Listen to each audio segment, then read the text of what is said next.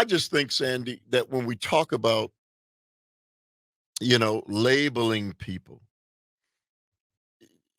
that you don't know, it is a zero sum. And how can you label somebody who you don't know?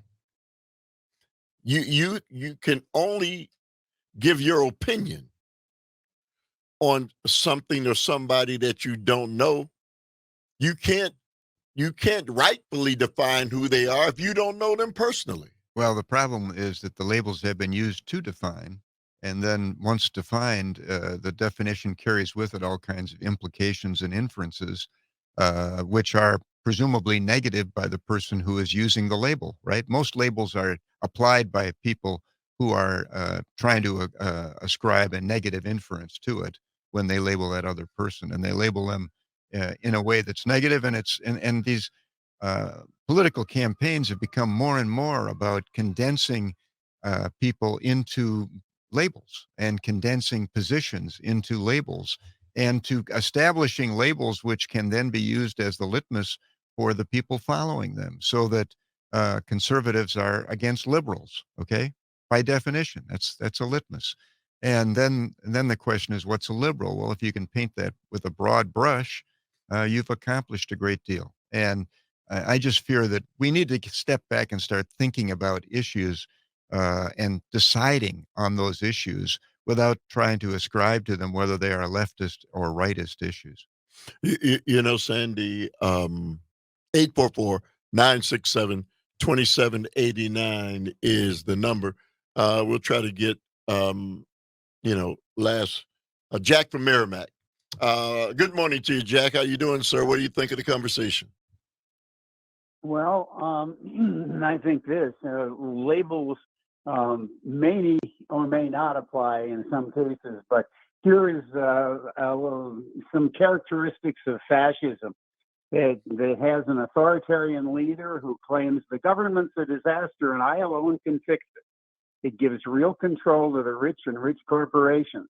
It tears down democratic institutions like elections, courts, and law enforcement.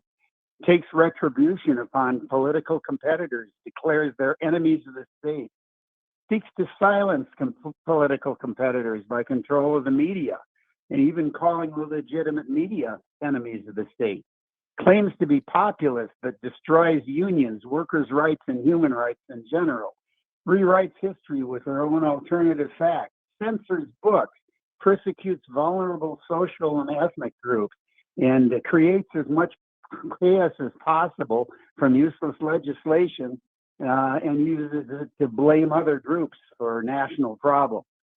What party does this sound like? Well, it certainly does sound like a movement within a party, and that is, I think, the fear of many people that there is a political movement now that quacks, walks, sounds like, looks like a duck.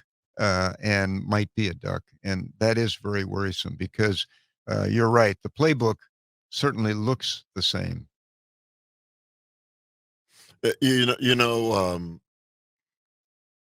Part of what Sandy and I attempt to do with this time that we have on the airways is to bring conversations and information that make you think. We're in a critical juncture in the history of this nation. Make no mistake about it. There is a man running for office who has clearly told you what he's going to be doing. Now, it's your choice. You have a right to vote for whomever it is you want to vote for. But I think it is important, as Sandy and I discussed doing this show this morning. We don't do radio like others, and I don't think, at least I know I'm not here to tickle your ears. Sandy may be here to tickle your ears, but uh, Oh gosh, no. in most instances, we're concerned about this nation, where it's headed, the divide that is getting broader each and every day, and the disinformation that people are taking in, Sandy, that they may not be able to resist. Well, I just hope that people start sifting information, okay? Sifting and winnowing through whatever it is they're reading, whatever it is they're looking at, on listening to, watching, to try and understand it and to try and decipher it for themselves, and to test themselves to see whether, am I just using a litmus test here, or am I actually thinking this through? Am I actually a conservative, or does that label really matter?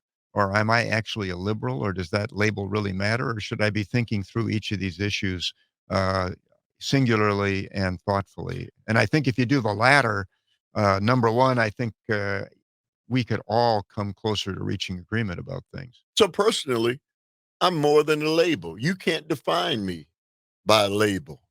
It doesn't matter whether people say that's who you are. I know who I am. And so all of us should be bigger than the label. And that's where I think we should at least send your thoughts. Well, I think you're a Rolls Royce, Earl, and don't sell yourself short. Is there any resale value in that? Oh, yeah. Oh, okay. All right. Thank you, as always, Sandy. Thank you for making the show go. Up next, and thank you, Calvin, as always. Thank you to the listening audience for continuing to support us.